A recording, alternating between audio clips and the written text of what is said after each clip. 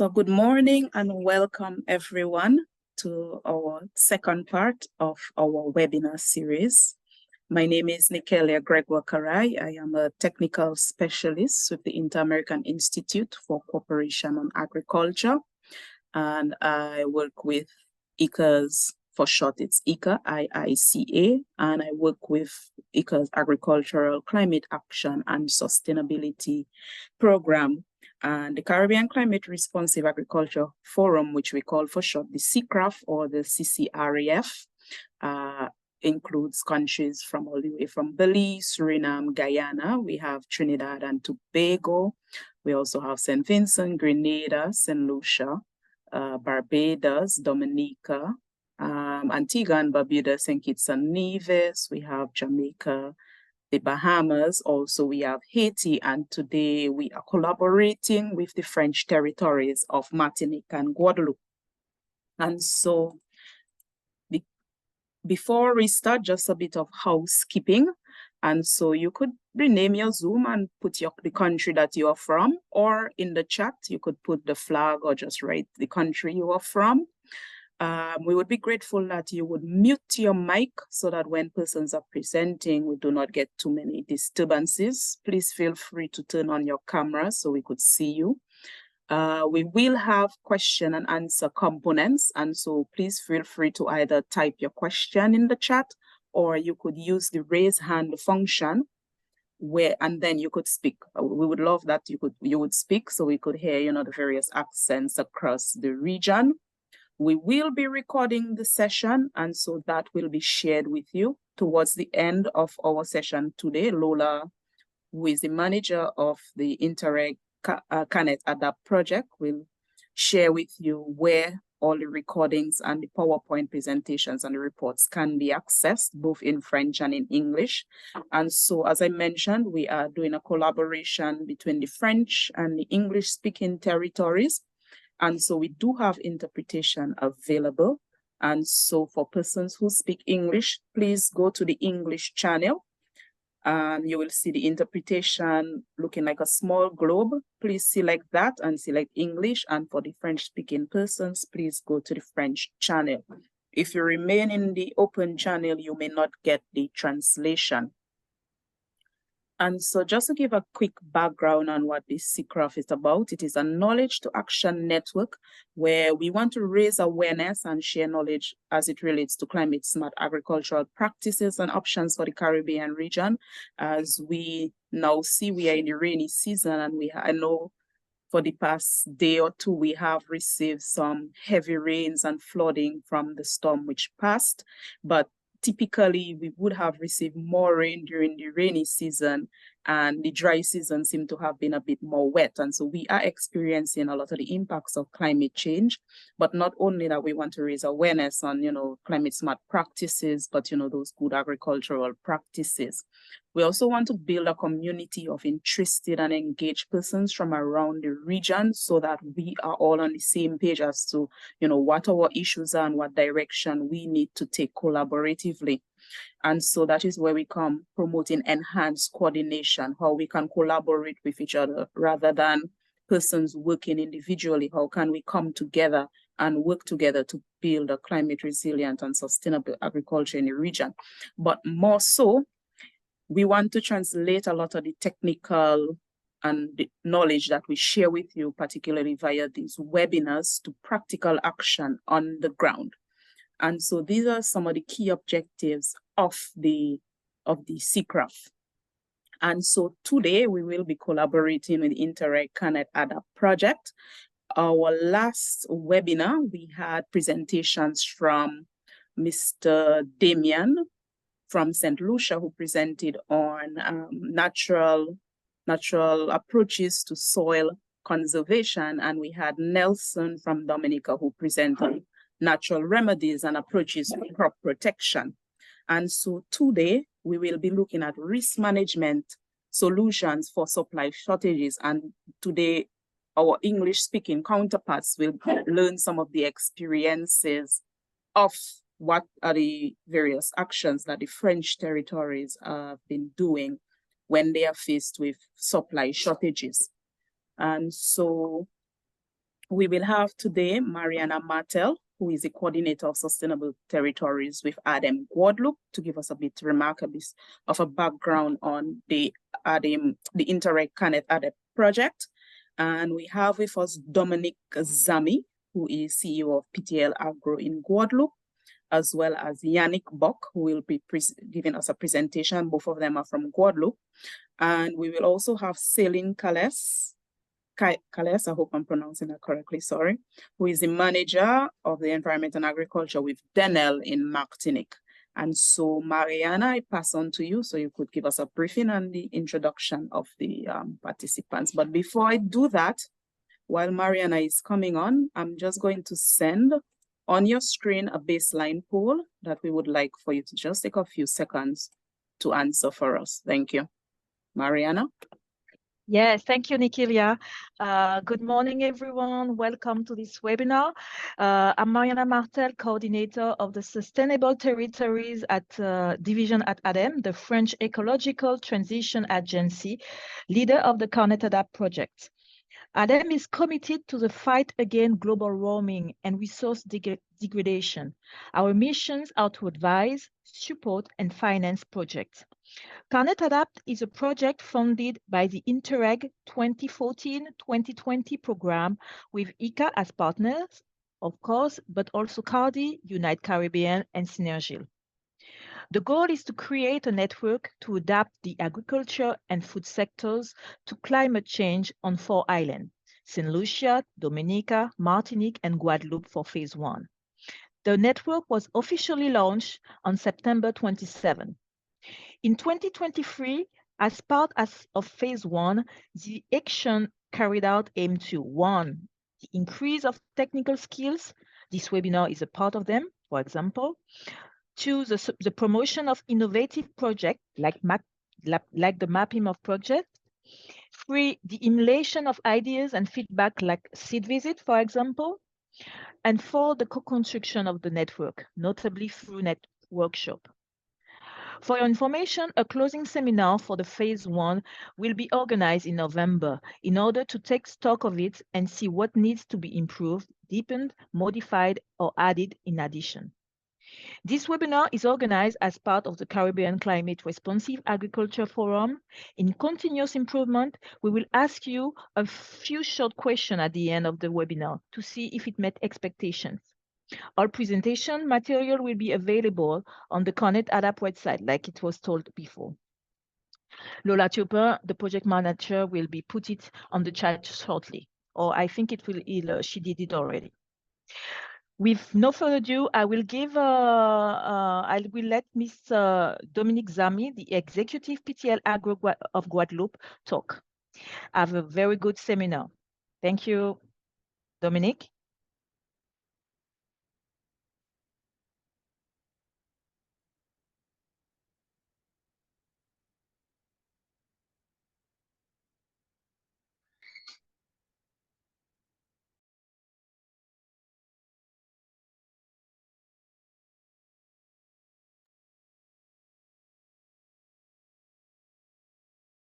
Ah, c'est mieux avec le son.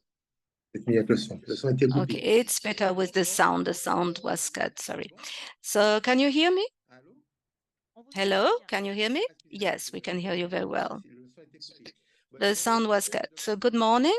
Thank you to receive me. I will, so Adam asked me to make a presentation about my project. So I introduce myself. I'm Dominique Zami. I represent the company PTL Agro. PTL Agro is a project which is based on agro-processing. This is an agro-processing factory. I am a business leader in Guadeloupe, and I'm a manager of a kitchen and a caterer and a restaurant. So I am at the same time a restaurant owner and caterer, and I've been so since 7 years. And we have a big kitchen, and we produce a lot. And we wanted to use local products such as yam, sweet potatoes, and we realized it was difficult to supply for this product at the level of the farmers, but also at the local level, because prices were too high or the supply was not regular. So we had to source from Costa Rica or other foreign countries. And so that's why we decided to launch this product, PTL Agro. It means transforming, processing local products. So this is a factory aiming at producing products based on sweet potato, cassava, banana, and breadfruit. And we also use every vegetable product. And so we offer cut producers, so in fresh and frozen product. And also we worked on processed products like flours and also frozen products and also pastas. So we really want to work on every local product. And when I began to do a market study, the questions that were raised were the following. You have a project, but we know that you have problems to supply for your supply. So how do you think you could organize? And when we saw this, we began to work on the question of PTL Agro, and we position in an international context, and we want to create a high value for food. So at the national level, because of the EGalim law favoring local economy and good food and healthy food, the EGalim law requests every school to provide 50% of local products and 50% in organic food. And in Guadeloupe, for now, it's impossible to provide this ratio because 80% of our products, food products, are imported. So now our agriculture is only mainly banana and sugarcane, and so we want to position in favor of this project. And at the local level, we will also implement the PAT, which is the territorial food programs. But Mrs. Buck will talk about that. So you have to know that today Guadeloupe needs to become sovereign again in terms of food sovereignty, because 80% of Guadeloupean food is imported. And at every global crisis, like the Ukraine crisis, we have problems to supply. And also for during the COVID period, there was no possibility to have some boats entering Guadeloupe, and we had some problems for the pork. And so we had to organize with farmers, which suggested some baskets of food for people to be able to feed them. And so we wanted to find a solution for that. If tomorrow we will have such a crisis again, how can we react? And so the politicals were thinking about, have thought about this question. And at the level of PTL Agro, we did some research to know how we could get a supply. And so we began to do some surveys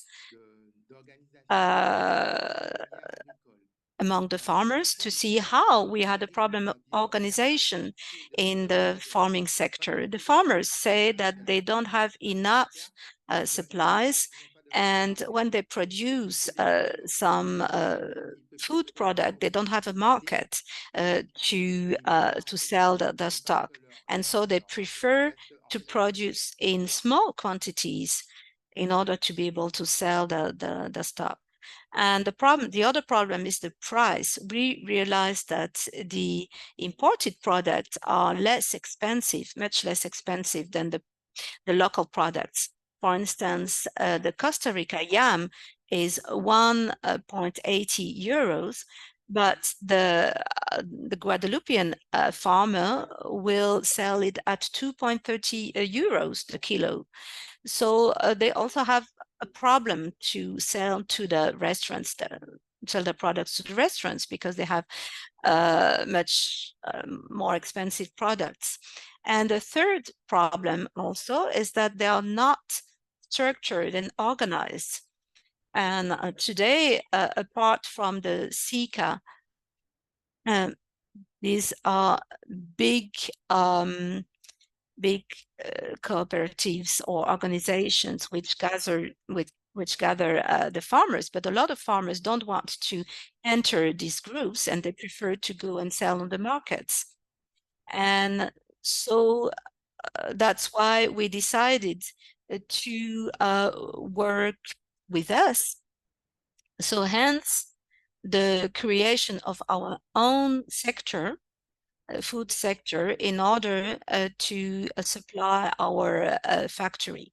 And we have to know that today the farmers want to live from to be able to earn a living from their resources, from their products. And so they want a price which is accessible to all.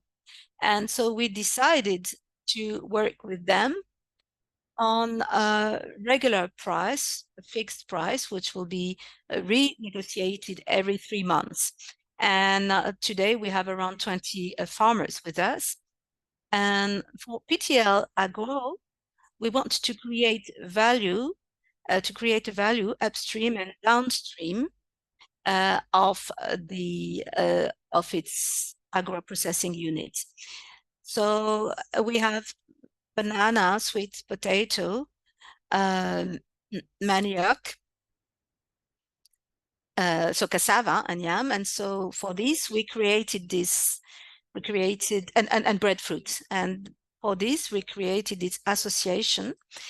And we want to limit the entrance fertilizer as far as possible, as much as possible. And so we have created a small group of farmers who have gathered to create an environmental and economic group of interest, and the aim and to ensure good quality of our products, and also to prevent the impact of climate events.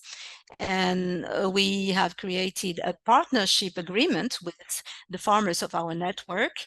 And the aim also is to join the PAT, the Territorial Food Programs. And so every farmer has to sign this convention, this partnership agreement, in order to ensure a price. And we will set up a research and development center about the situation as far as raw materials are concerned. And a laboratory will be built on the site with a team of 2 researchers. And so we will work with, we will make some land products with chips, crepes, and other processed products. And we realized that the animal the animal food is very expensive, and we want to supply an alternative with all sorts of peas which have disappeared in our lands. So now we have 98% of important raw products. And so now the key to the success is the question of supply. This is essential. We have to work with the farmers. So that's why we are supported by INRAE and IT too, in order to work with this question. And we also have a partnership with Meditech, which introduces the technology at the level of the farmer. So we help the farmers to work on the question of climate, of meteorology, the nature of soils, and how they can plant better also. So this is the presentation of PTL Agro.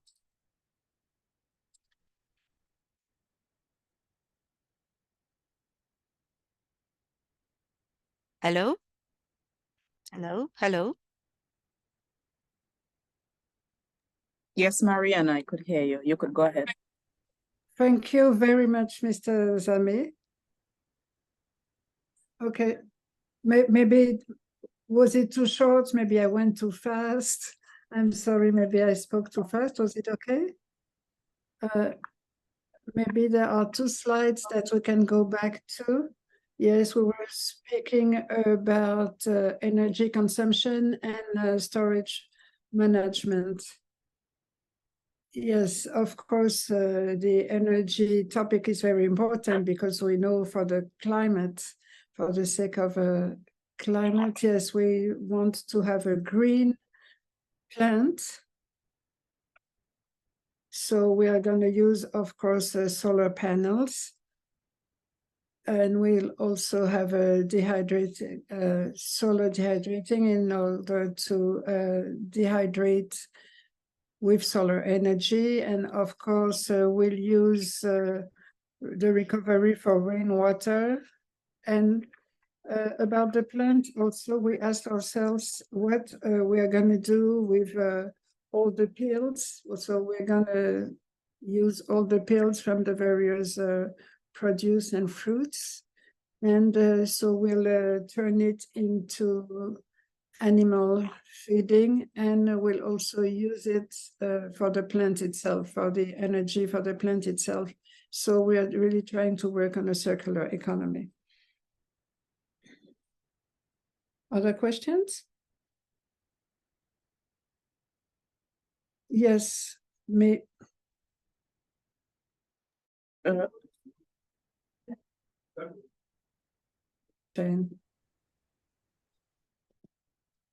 Yes, the production chain, as I explained, we have 3 levels in the project. First, the plant is processing everything, all the products.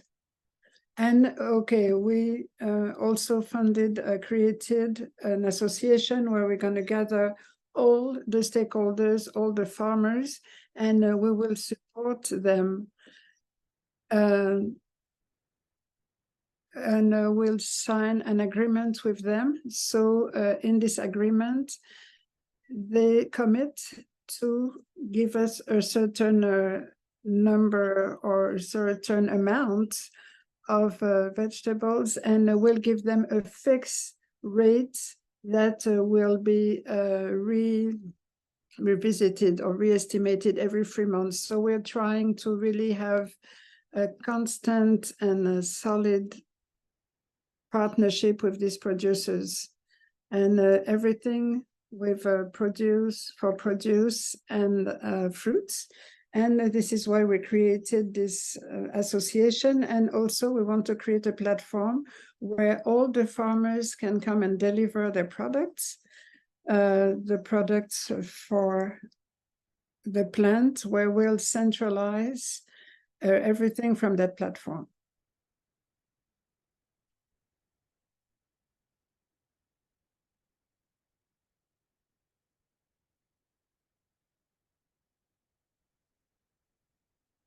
Okay, thank you. Yes, I think I will leave the floor to Mrs. Buck.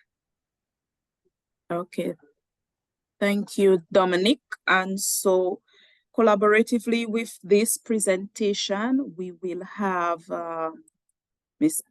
Yannick Buck, who will be also doing a presentation. after we will go into the question and answer components. So thank you. Ms. Buck, go ahead.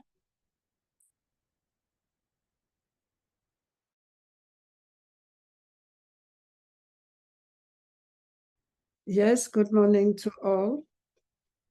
I am a project manager at the North Grander agglomeration. So I'm going to try to present this territorial partnership agreement.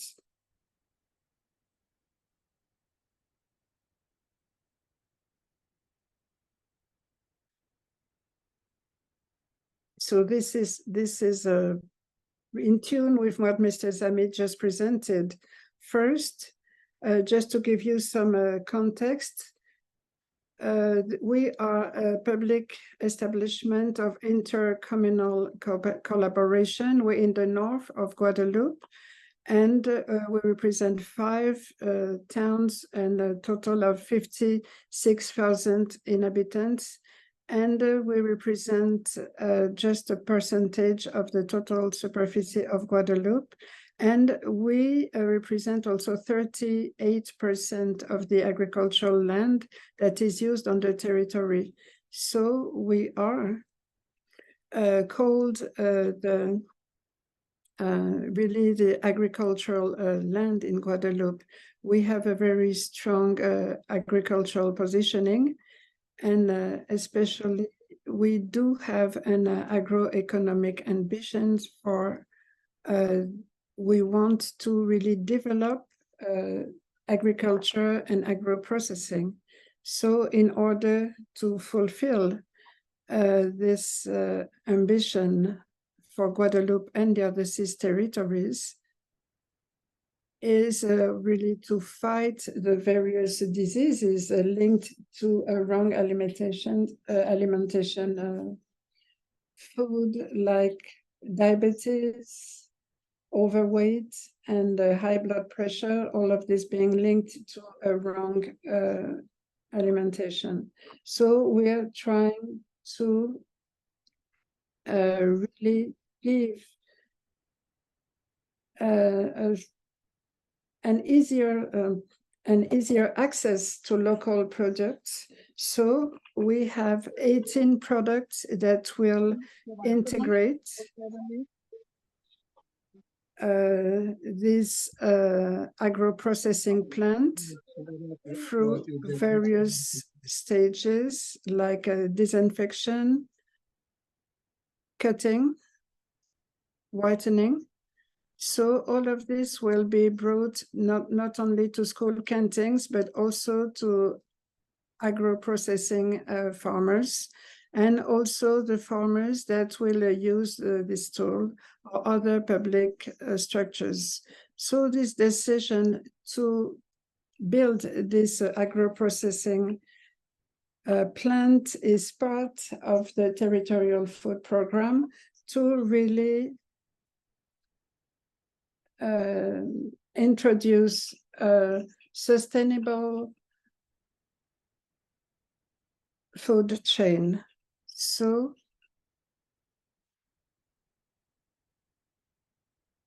this food project has been labelized in the framework of the National Food System in 2020.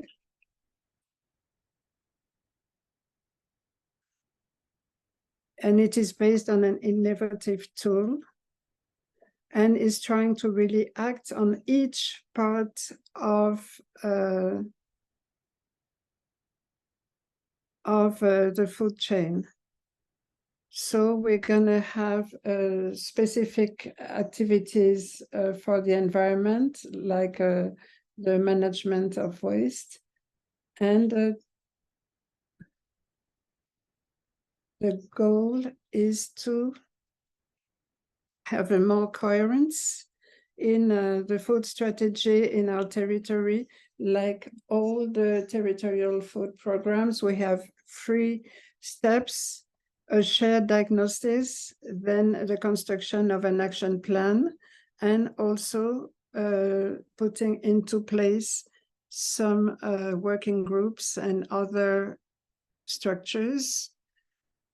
In the co-construction of this territorial food program, we had a seminar in January 2023 in order to prioritize 34 action sheets around 4 main themes: agricultural production, economic development, collective restoration, as well as some transversal sheets. So we are now working on these 44 action sheets, and we are now trying to support them financially in order to deploy the action plan. Nevertheless, we have on the agricultural production level, among the 11 actions that were proposed within the program, we have 6 actions to consolidate this supply, this full supply that were initiated at the level of our territory. So we are trying to propose technical and economic support to the farmers who are trying to diversify their agricultural practices. We are also trying to attract diversification and also strengthen communication about supply and other activities. So how does it work? What are the concrete actions that were implemented in order to help this supply? First, we co-built this sheet that you can see here.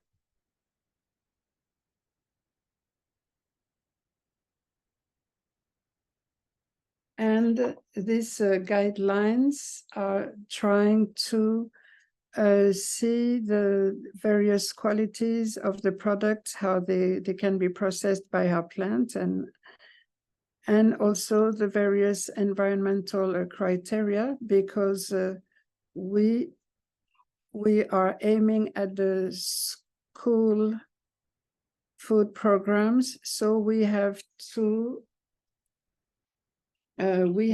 comply with the EGalim law, who wants to have certain standards for the provision for providing food to these various schools. So all of this will be part of the call for tenders. Another activities that we have implemented is creating an association of producers. We need to gather all the various farmers in the territory, on our territory, so they can not only supply our plant, but also other agro transformers, agro processors, because it's difficult to have a very sustainable and equal provision and supply. So we are working with various producers, but also some associations on the territory who want to integrate this mechanism. We are supporting them for the planning, engineering, budgeting, and also vocational training. Other activities like creating events to present various innovative solutions to the farmers. Then we had a second activity with the Chamber of Agriculture of Guadeloupe, who answered a call for tenders aiming at supporting the farmers of the territory in their change of practices towards agroecology. So 78 farms that you can see there were integrated to this mechanism, and the Chamber of Agriculture is in the process of monitoring the various cultures in order to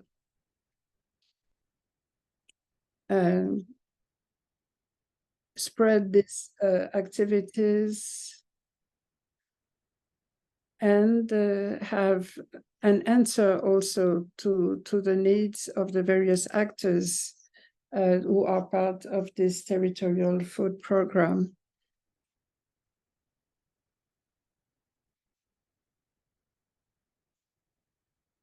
And we want to support this agroecological transition and enable the professionalization of these farmers. We also gonna have other interventions, such as who are part of the support to economic development, especially by fostering agro-processing. So the first stage would be to improve knowledge of the agro-processing center and identify its needs in order to create research and development programs that will be really effective and that can be shared. And this will be done in partnership with INRAE. And to conclude, I would say that the structuration of these various avenues with Technical Institute, Chamber of Agricultures, and providing all these tools will contribute to facilitate and ensure the food supply of agro-processing plants. And these activities will be carried by the Partage Les Usines Centrales of North Grantor. So that was my presentation. I would just like to add that the plant that we're opening, is gonna provide products that are ready to heat up, ready to cook. And this is, I think, an important part of this supply for North Grantor. If you have any questions, I'll be happy to answer. Thank you so much, Mrs. Bock. And thank you, Mr. Zamy, for your presentations that are nicely completed each other. So as Mrs. Bock said, now we can have questions and answer. 2 questions were written in the chat already. Noémie, yes, we have a question from Manuel Gérard about the location of the project. Can you tell us more? Can you be more precise? I think it's about PTL Agro. Can you tell us where this is located? The PTL Agro project will be located in the town of Moule. Yes, we are in the town of Moule. I would like to add that we complement each other with Les Usines Centrales that was just presented. We are part of their program, and we also work in collaboration with them, Les Usines Centrales. Thank you, Mr. Zamy.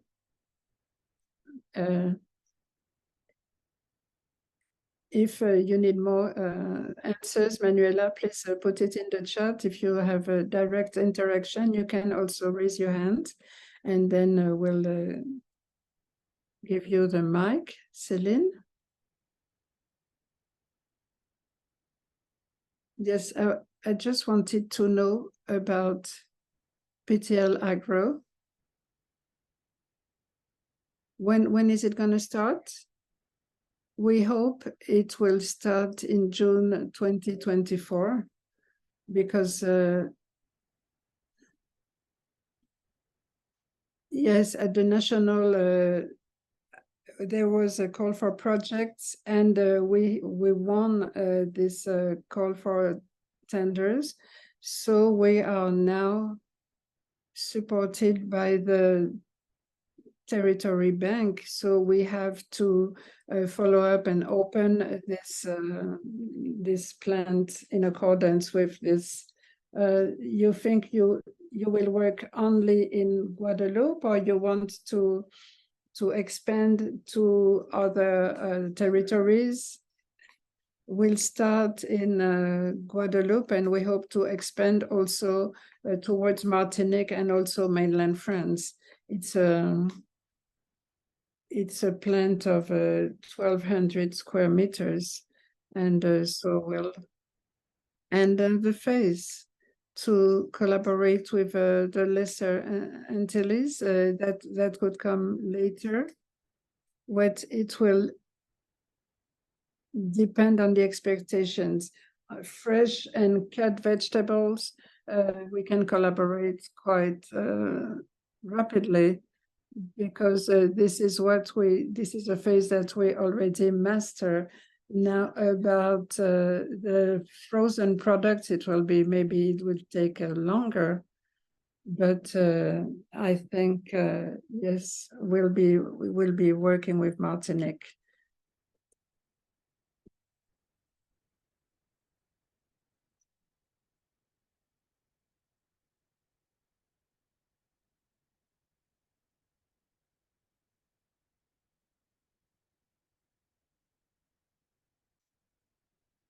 Sur le chat.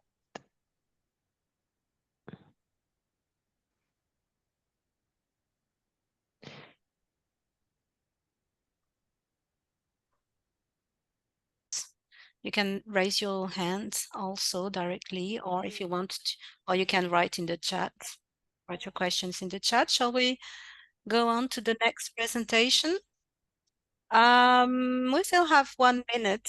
If you want to ask a question, do not hesitate. The English speakers also do not hesitate to ask a question if you have some questions about this topic, which is treated probably differently in the English-speaking territories. So if you have any questions, do not hesitate.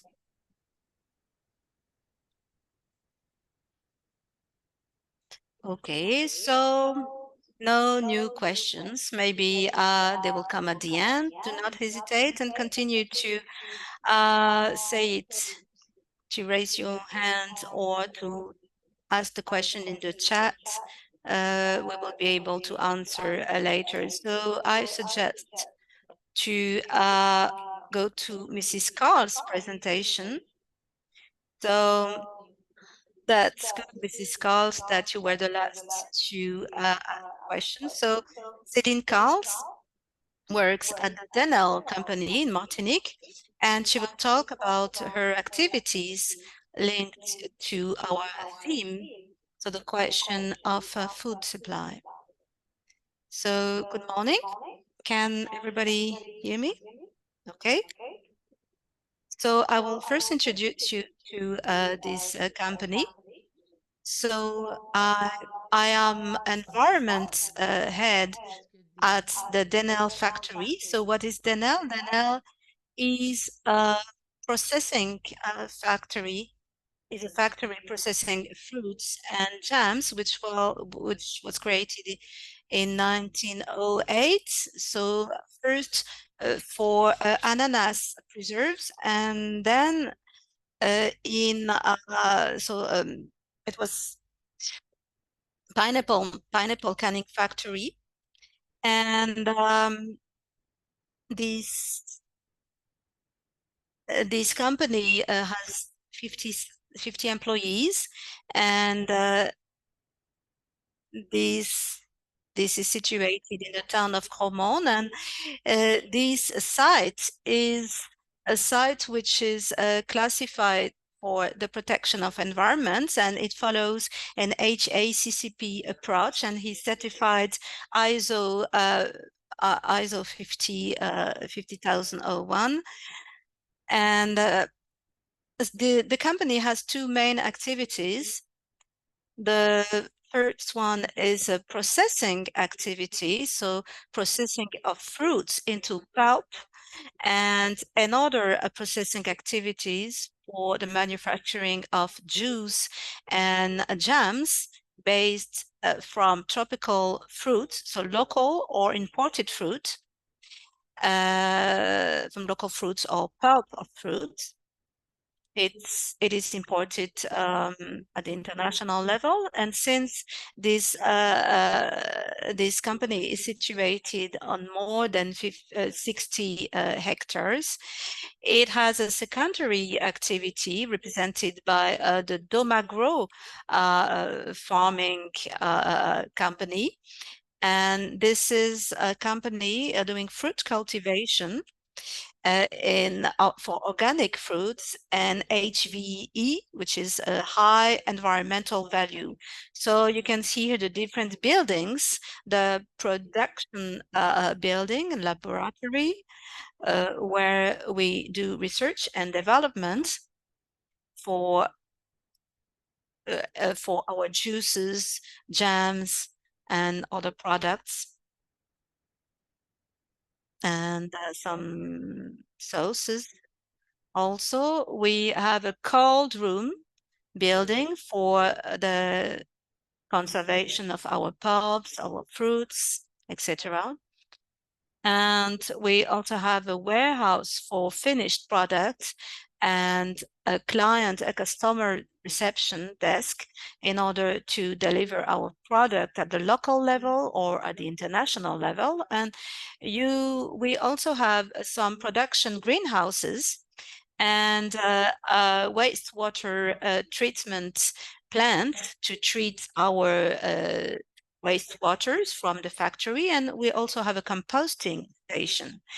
And on the bank all around these buildings, you have some farms, cultural farms. So we can see the contour, the borders of the farms, which are in purple colored. And concerning the storage, we have this cold room for the storage of raw materials, and also packing and sugar, the aromas, and we also store the pulp of fruits and the fruits arriving for our production. And we also have another warehouse at ambient temperature with an isolation on the roof for the packaging and finished products, juices, jams, and aseptic pulps, waiting for departure for being shipped to the local or exporting market, and for the wastes also. So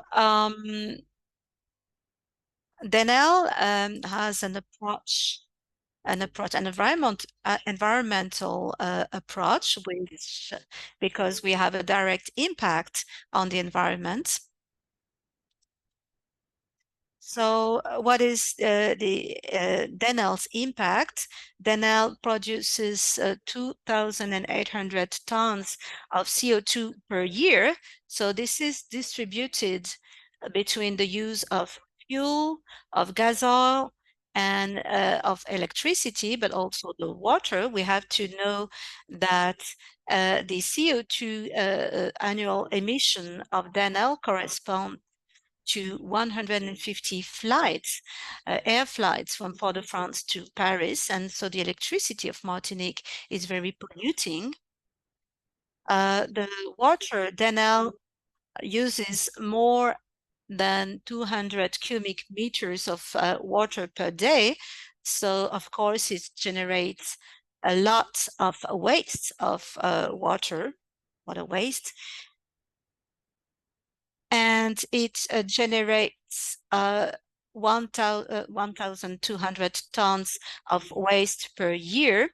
And so this is 24,000 kilos of waste per year.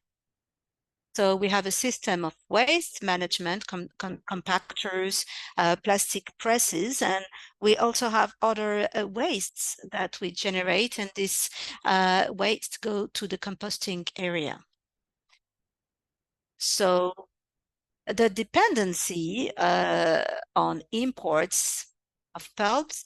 So as Mr. Zami was saying, we depend a lot on imported raw materials concerning our production. So transformation of juice and jams. Only 25% of the pulps come from partnership with 42 local farmers, which are part of groups of farmers, so GIE or associations with which we have some partnerships. And so we process our local fruit with 42 farmers.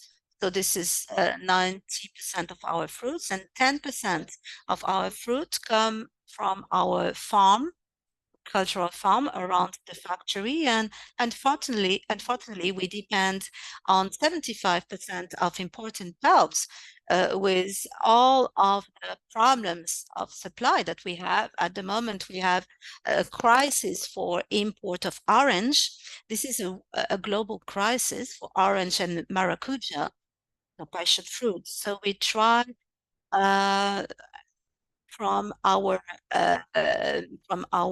farm, and in partnership with professional, we try to import this local supply to improve this local supply, to increase this supply. And we also have new projects in order to diversify our range of products. We have products with a high value added from like cocoa, coffee, vanilla, and also mangosteen, and so which are remarkable trees. And so we use we use the financing of ERDF and EAFRD and other financiers, and so we try to orient, to focus on plantations which have a high value added for Danelle. So concerning the management of our waste, since 2010, we have created a wastewater treatment plant for the waste for our the water from our juices. And so this water is treated by our plant with constructed wetlands planted with paradise birds flowers. And so this water comes back to the environment. So this is retreated before, and so we have the plan to reuse it for our farm. So this project is in progress, and so this step progress was financed by the EAFRD and the Office of Water of Martinique in partnership with the COTRAM. So the treatment of organic matters from the factory and the waste from the farm goes to the composting area, and as this composting is fed and then reused on our farms and on our organic fields. And so we have the agreement, the organic agreement for pineapples. And so this is a way of reducing our dependence on entrance. So we are less dependent from the outside. And concerning our waste, we are in an approach of decarbonation at the scale of the group, because Denel is part of a group called Antilles glass, so Antilles ice cream. And so we want to think about the instructions, new instructions about bottle stoppers united to the bottles that we will implement, and concerning, and also the instructions about the glass recycling. So concerning the management of utilities, since 2020, we have implemented a very performant high capacity boiler, so a high yield boiler and recovery from the heat from the chimney. So on the roof of our cold room, we have installed some photovoltaic, so solar panels, enabling Denel to have a 15% autonomy, and this autonomy will increase to 45% through the installing of solar panels on our warehouse. So we have a partnership with Albioma and CTM in order to finance this new project, which will enable to have a 45% autonomy for the electricity. This year, we have isolated the roof of our warehouse. This was financed by the CEE, and we have another project in order to be less dependent on the fuel. And this is the installation of a solar thermal farm. It will enable us to have a 45% autonomy and to be less dependent on fuel oil. And concerning the water, we have a project of water catchment from a source, a spring, which is above the Denel farm. So it will come either from the spring or from the groundwater, and this water will be recovered to be used in the factory for the washing, or in order to recover it for the wastewater treatment plant for an agricultural use. And as Mr. Zami said, we depend a lot from imports for our raw materials, or also concerning the energy. And so we will try to have a new approach to be less dependent in terms of raw materials, for energy in terms of raw materials. So if you have any question, I am at your disposal. So, okay, thank you very much for this presentation. And so it was very clear for me. And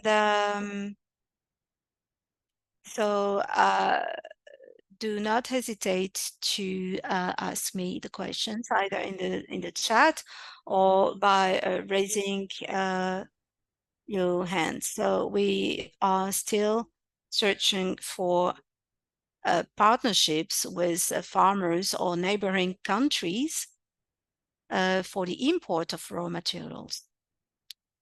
Yes. So we have a raised hand from Mrs. Nurse. You can open your mic and you can ask your question if you like. Okay, so we cannot hear you.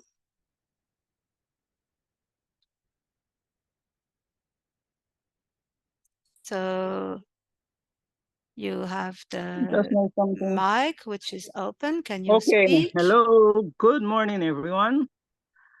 I just want to say congratulations. You have presented a very comprehensive plan the plant is in terms from research right through to processing, storage, and packaging. It is an ideal situation that we would want to have in this part of the Caribbean. I'm speaking from St. Lucia, that you cater for every aspect, and it is done at one location, which means that your standards, that is easy to comply with your standards, and the issue being is that of the supply. In the Caribbean here, we have a lot of food, fruits and vegetables that goes to waste. So the pulping and the dehydration of such, and you are using alternative source of energy. You are looking at ways to reduce your water, the cost, the fuel cost, the fuel consumption. And I see it as what you presented as one of the ideal way going forward for other countries, including St. Lucia. So thanks for the presentation.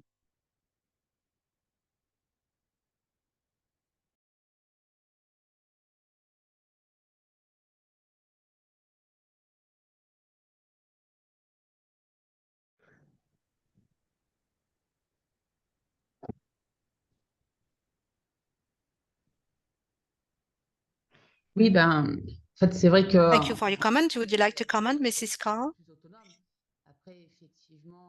Yes, we try to be to have as much autonomy as possible.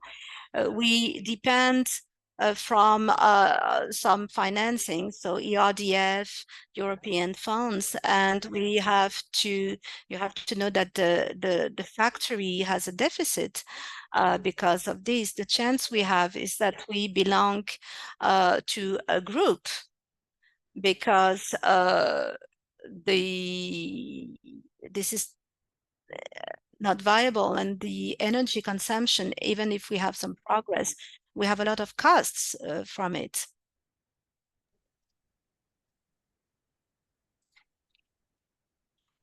Thank you. Thank you very much, Mrs. Nurse. If you have anything else you would like to say, if not, somebody else raise their hand. Fanny Perrault, yes, you have the floor. Can you hear me? Yes, we can. So my name is Fanny Perrault. I'm working in hydrology in Martinique. Thank you so much for this commitment towards agroecology. I had a question. You said 75% of pulp is imported. Why is it? Because is it for economic reasons, or because you don't have enough local production? Yes, we have numerous reasons. Yes, we don't have enough supply locally, and in our juices and our jams, we don't only use local fruits. We have orange, for example. It's true that it could be supplied locally, but the quantities that are offered by the local farmers are not enough for the number of tons we need for our pulps.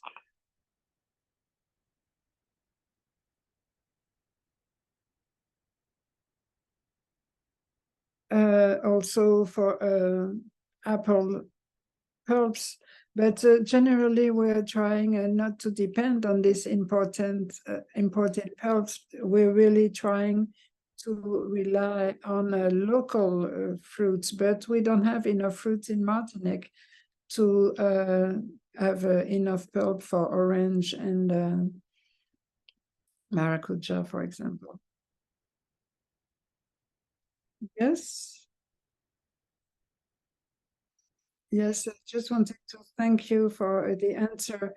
Are there any programs with the territorial collectivity in Martinique and with them?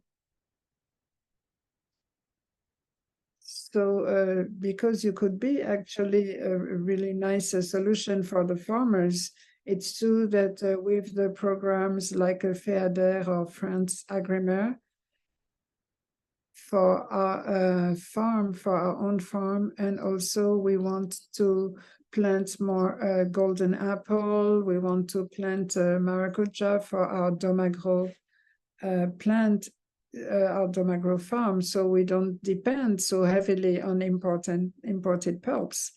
But what we would like to achieve is our agricultural partners, we would like for them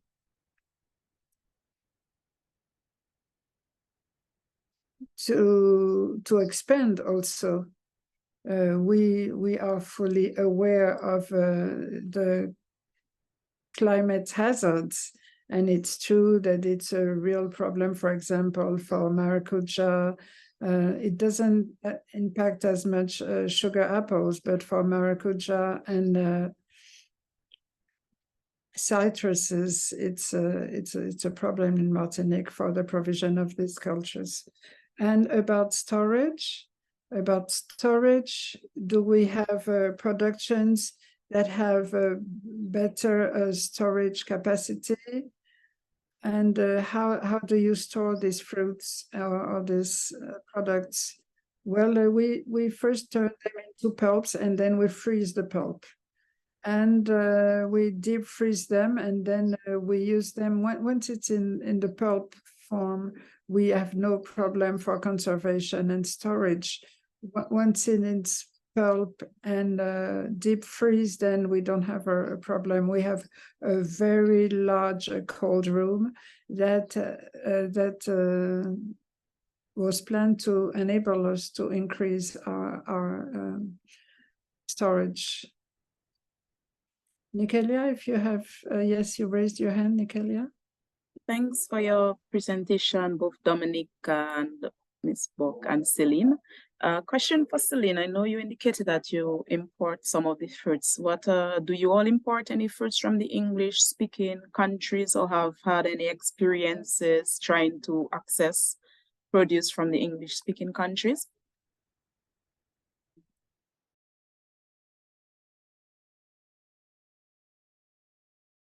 We don't import fruits. We only import fruit pulps, and it's true that we don't have partnerships with English-speaking territories in the Caribbean. We have no partnership whatsoever with them, and of course, we would love to. Of course, the main problem will be transportation.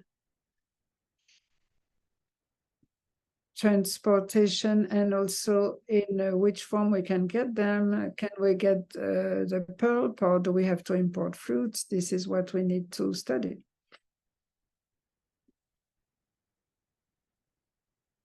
Thank you.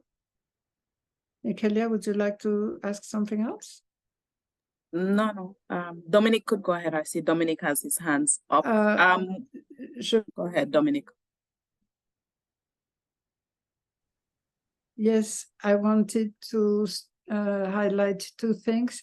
There is an initiative in St. Lucia, Barren Food. I think it's a very interesting initiative because they were able to transform bananas in a banana ketchup, which is really a great idea. And also about the question of transport, we tried working with St. Lucia, but as Celine said, the problem of transportation and cost of transportation doesn't allow us or enable us to work with English-speaking countries. Thank you for your answer, Dominic. If I may, Naomi, so with the questions, I know we do have persons from across the region, and so persons, we do have a lot of small agro processors in a lot of the countries. So if also feel free to share your experiences. What are some of the strategies that you have been implementing when you have various supply shortages or to avoid the impacts of supply shortages on your businesses. I know we do have a bit of the ministries of agricultures, we do have some farmers.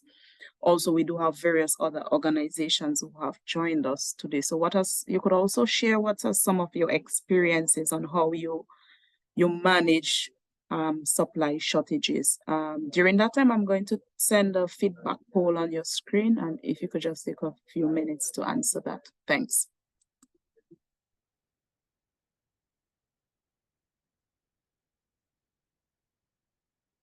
Do we have anybody from Trinidad, anybody from Dominica who would want to share any experience? We also, I know we have Barbados, we have persons from St. Vincent. Any experiences there you would like to share? Yes, Kathy, go ahead.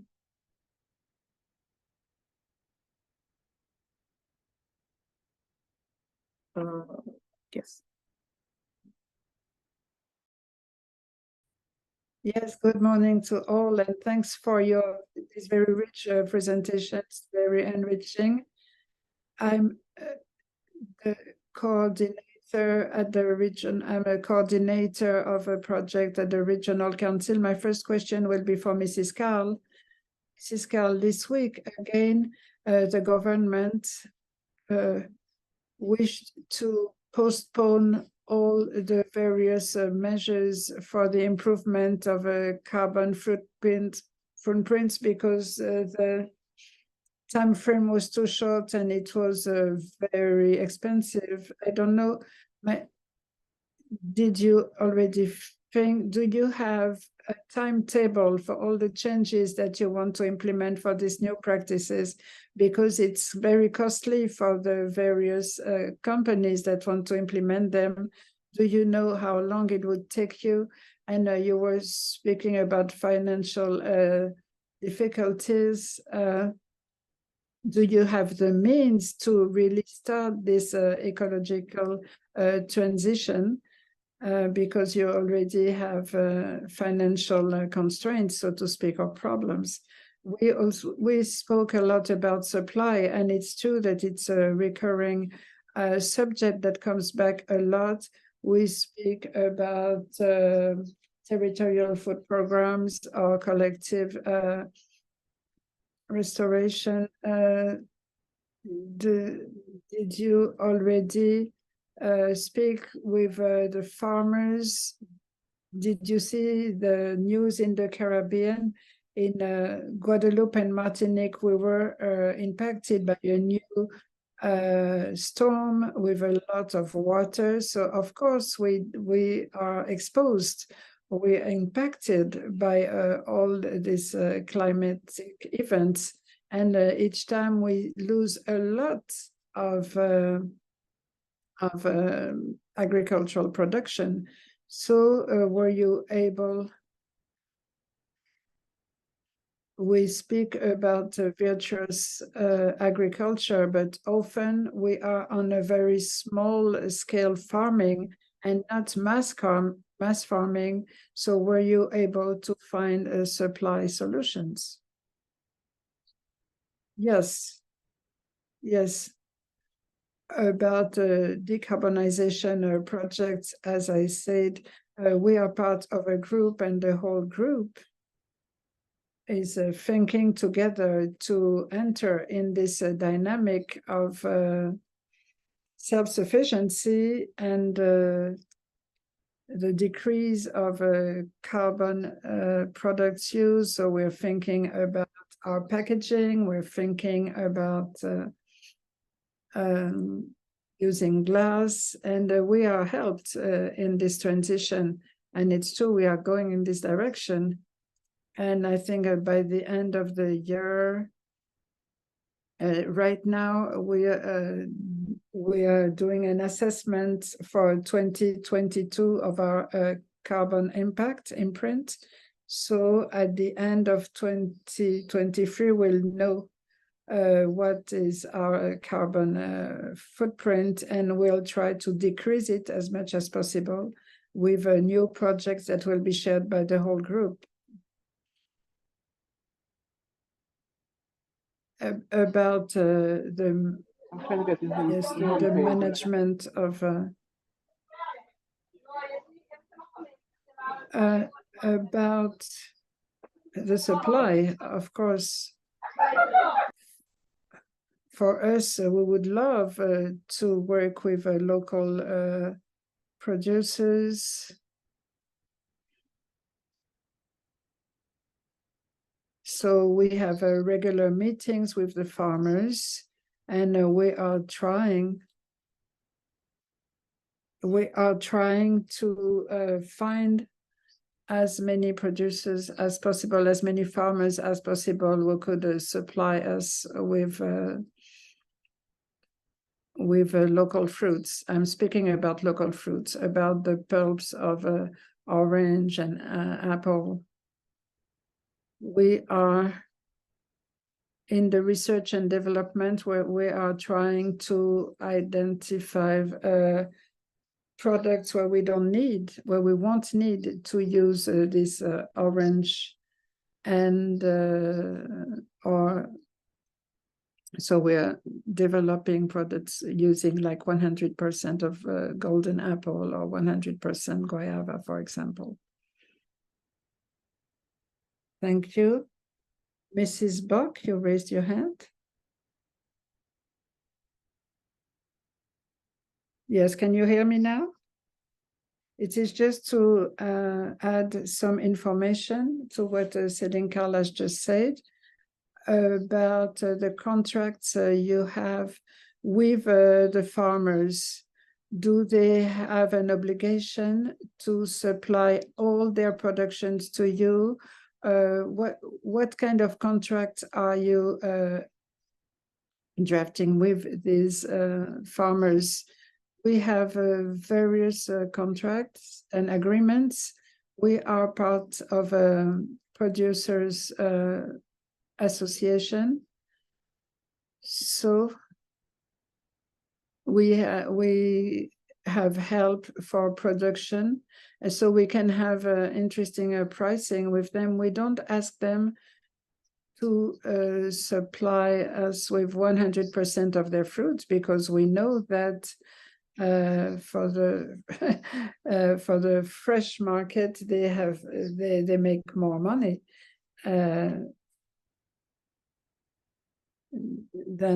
so we don't have this approach to ask them. We have a yearly contract where we ask the farmers to provide us with a certain amount of tons, and this is an agreement, and during the year they have to provide us with this amount. But what they do with the rest of their culture, we have no, we don't. And about their, and also some just some people who don't want to waste their fruits, you know, like regular people. We don't want to waste their fruit, so they just bring it. They just bring it to our plants. Yes, thank you for your answer. How do you manage the supply logistically?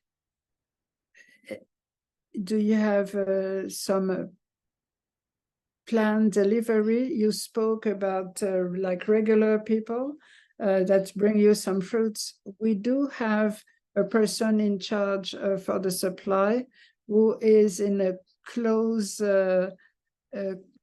is working closely with the person in charge of production. So he's the one who is managing actually the timetable.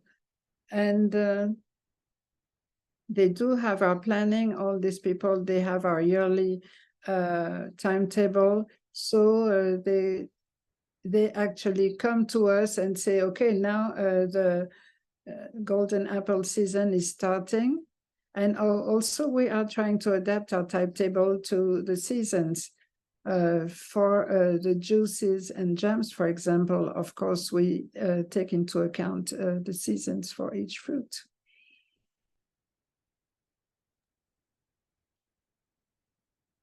Dominique? Yes, Celine, please tell me. You said that some like regular people just bring you their products, but here we say that we have to account for what we call traceability of this product. No, we don't do only organic.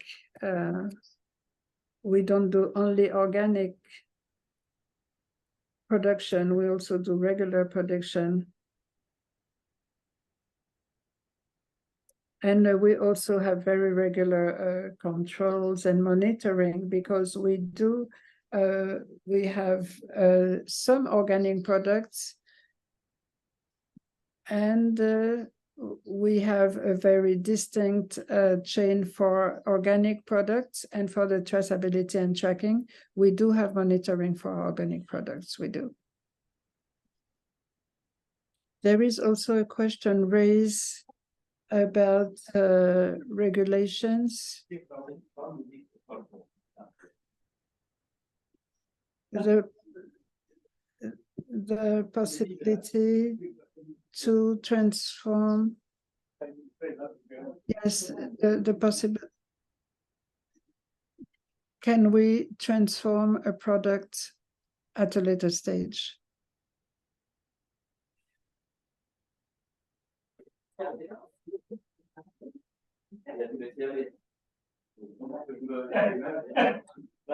No, we don't. Okay.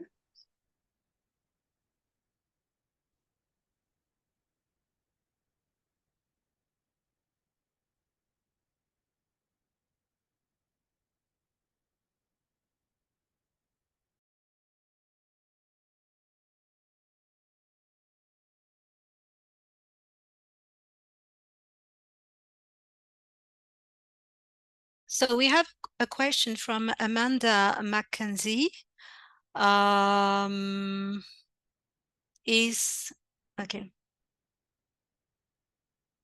Can you hear me? Can you hear me? I am connected. So, mais je peux la... ouais. I can translate it. So, Okay, you want me Celine... to go ahead, Lola, or? Okay, so we have a question from Amanda, and so she wants to know, is demand data incorporated in any of the business model to help the farmers plan production and to help with the transition to demand-based production? And second part of the question, if yes, what are some of the strategies used to ensure the availability of this data?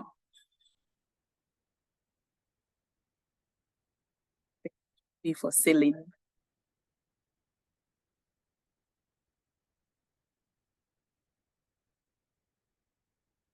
No, there's no real model of data. It happens that sometimes we don't have the tonnage as requested to the farmers for climatic reasons. We are not protected from a lack of tonnage. So we don't have any specific business model. Okay. And we also have another question, because you indicated that you take in walk-in suppliers. How are you able to verify that these walk-in suppliers are authentic, especially now with the rise in predial larceny or theft of persons' produce?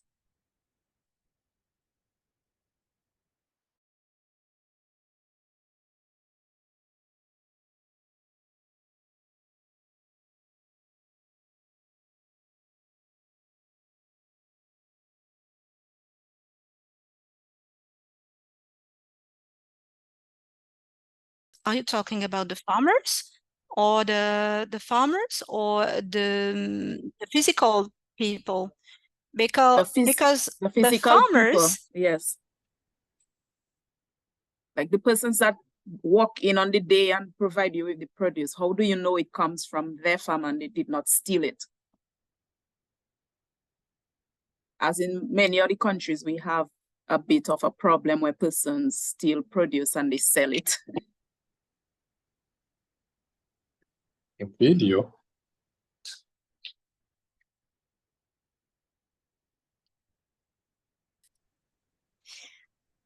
So we are not a control organism.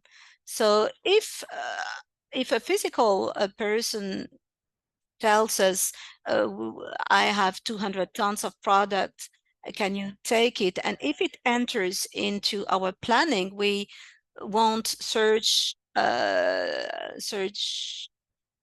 how these so from where these products come. The control that we apply are only on the quality of fruit, so that this fruit can comply to our standards. We don't have any control about the origin of the fruit. This is not our role, our job. We don't do any control about the origin of the fruit.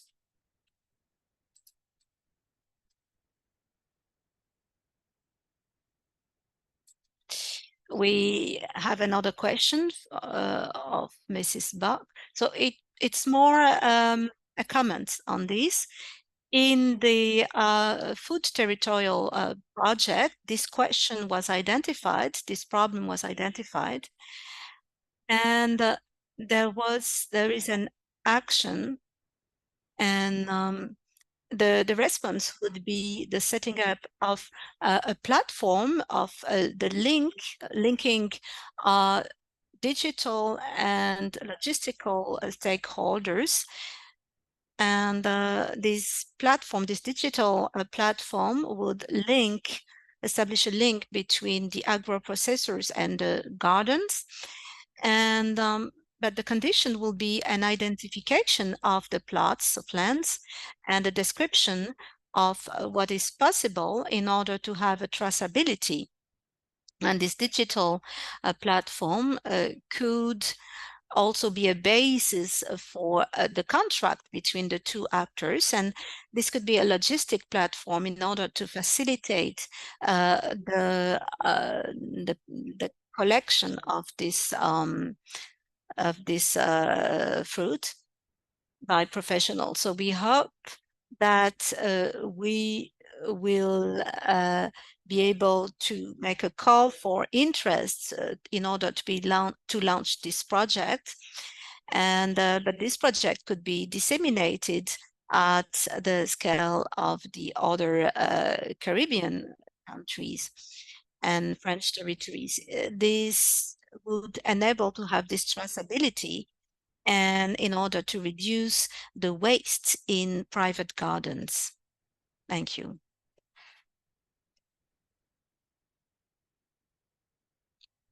Yes, we are interested in this because the more platform of this style there will be, it will be important for us in terms of a private company. I know that in Martinique, through the ADEME, there was such a project to assess the waste, food waste, at the level of the agricultural plots of lands, but also in private gardens. It was the project anti-gaspi, so anti-waste. I don't have any follow-up about this project.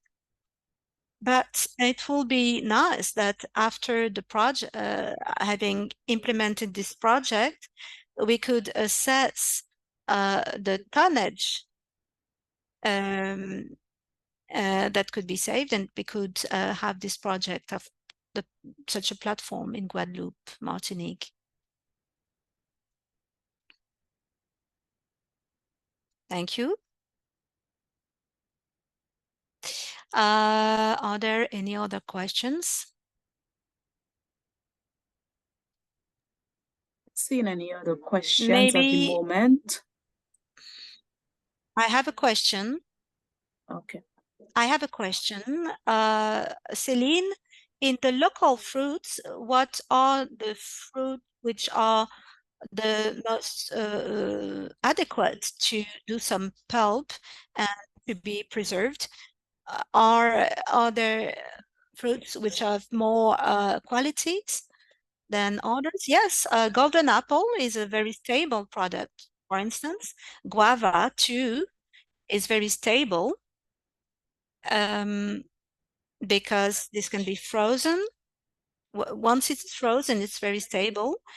What we assess, it's more the yield that we can have, because tropical fruits are good at stabilizing. Of course, we process guava, golden apple, maracuja, mami apple, the tropical cherries. But for instance, mangosteen is difficult to process, and we won't process it.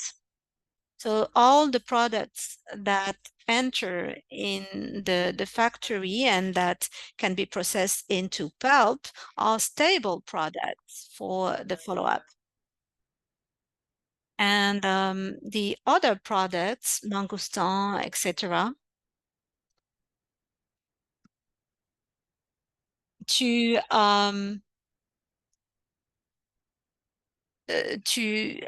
do the processing with either we process this with another company, which is called Gourmandil, or we manufacture it as fresh products. Tropical fruits are quite stable in conservation. The problem is the yield. In maracuja, the yield is only 35%. Thank you very much for this answer. Thank you for this very clear response. So, do you have any other questions in the chat? We don't have any other questions yet. In terms of if you poll, we do have a little error. So the question is supposed to read, do you agree that your knowledge on risk management solutions for supply shortages have increased? So we are missing the, do you feel that it has increased? Thanks. At the moment, we do not have any other questions, but there is Sensio would like to visit the Denel factory, and so how would they be able to arrange to visit the Denel factory?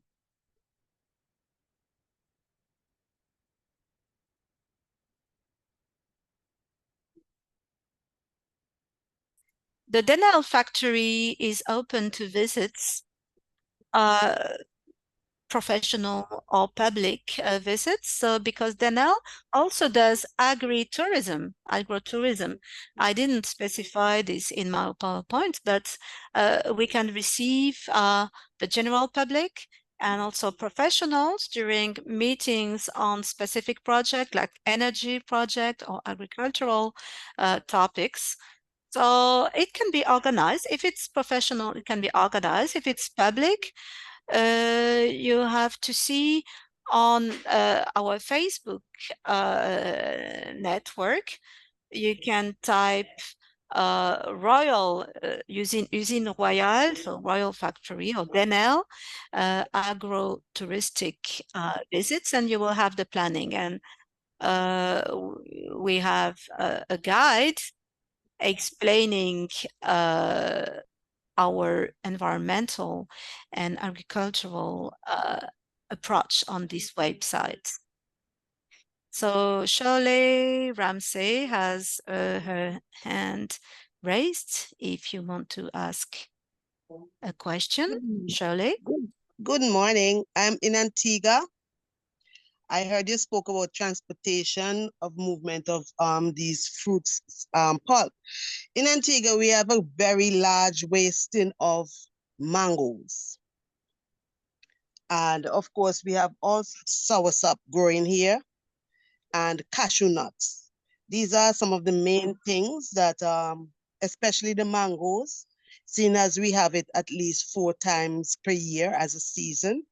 How can we come together, or is there anyone in Antigua that you're in contact with that can actually help us to get some of these produce to you?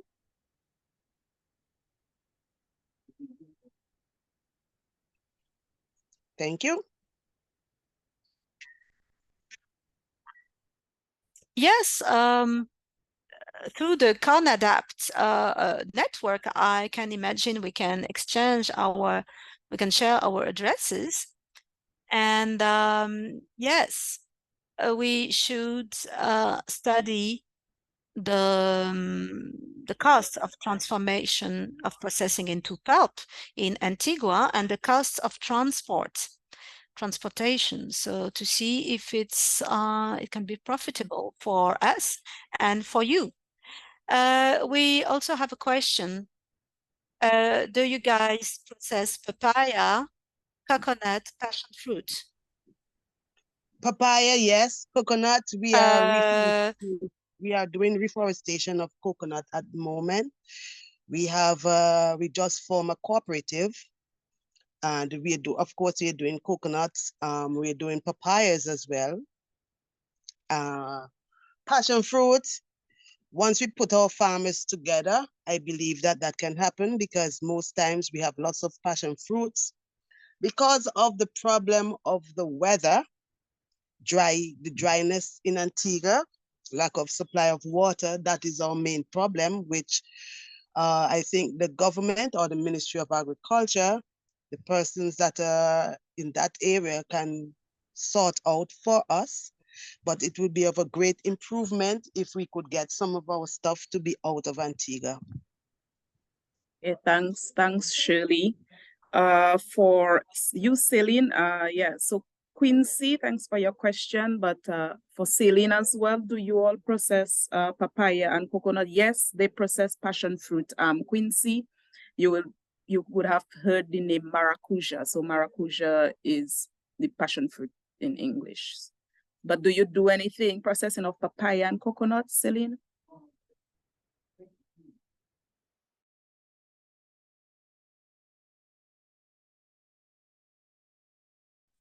In jam, yes, in jam. We process it into jam. Okay, so Lola has Coconut. placed the link for Denel, so you could visit their website to see some of the work that they're doing. And for persons in Martinique, or if you're visiting Martinique, you could always do a site visit with Denel to see, what's going on at the factory. So I do not see any other questions.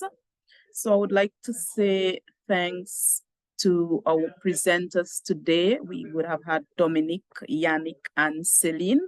And so we thank you so much for the information that you have shared, and quite a bit of our presenters have indicated that the quite good information was shared with them. And so Lola, I would pass on to you for a quick closing, as this is the final session in the collaboration between the French and the English territories.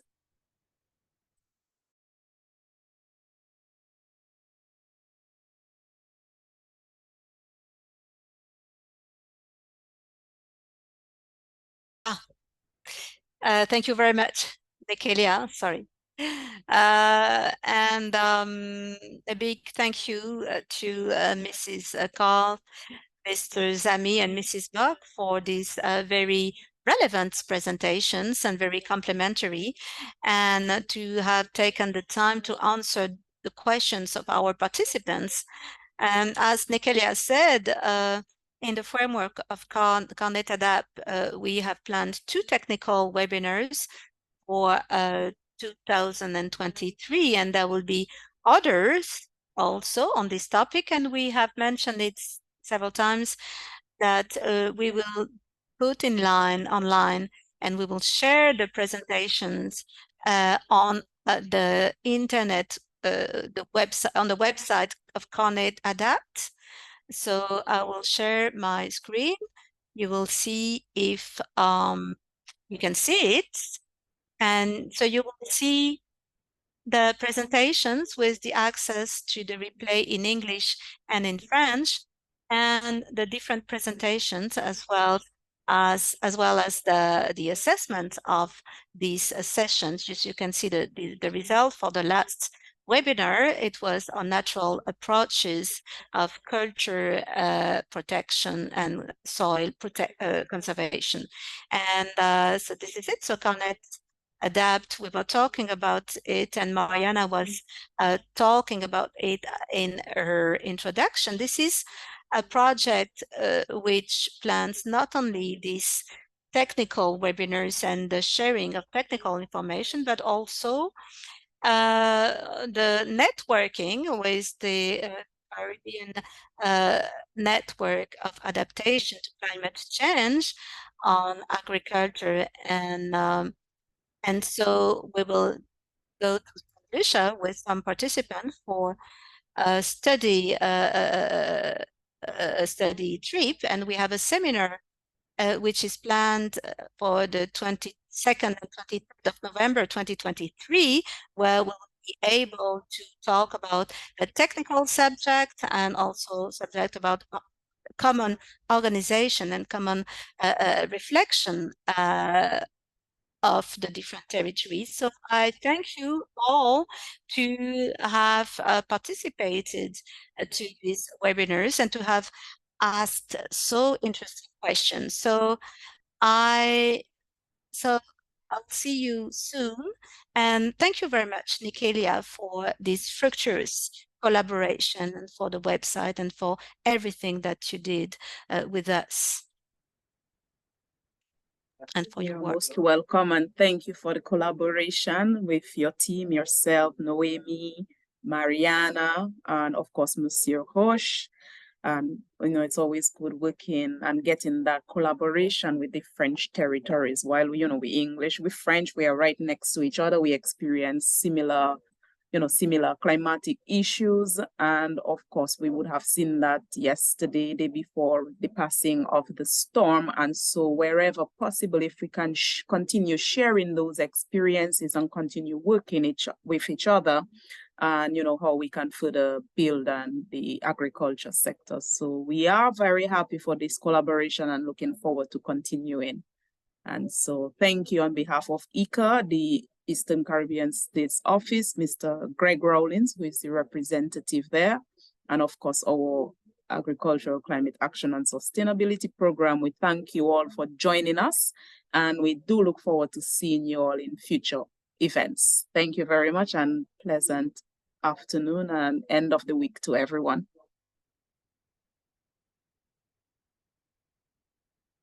Thank you very much.